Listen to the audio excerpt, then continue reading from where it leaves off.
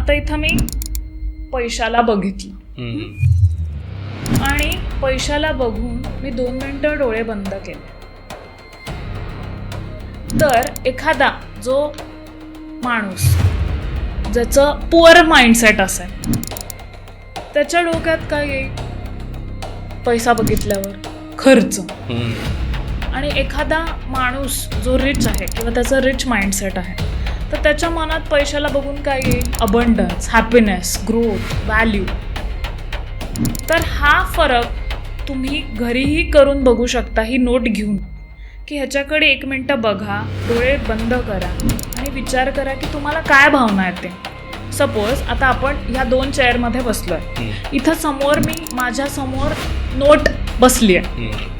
Suppose मी कॉफीला गेली आहे आणि माझ्यासमोर नोट माझा मित्र किंवा मैत्रीण असं समजून बसलेली आहे, तर मला त्याच्याबद्दल काय भावना येते? मी भारावून जाते का? मला भीती वाटते का? मला खूप टेन्शन, स्ट्रेस येत आहे का मी आनंदी आहे? ह्याचा तुम्ही विचार करून बघा. चेक केलं पाहिजे. हां, ते चेक केलं पाहिजे की तुमची मनी फ्रिक्वेन्सी काय आहे. तुमची मनी फ्रिक्वेन्सी कमी आहे आणि तुम्ही म्हणत गेला मला 1 करोड पाहिजे, 1 करोड पाहिजे, तर ते कसे येणार? तर तुम्हाला तुमच्या मनी फ्रिक्वेन्सीवर वर्क करायला पाहिजे. महत्त्वाचं आहे. ओके.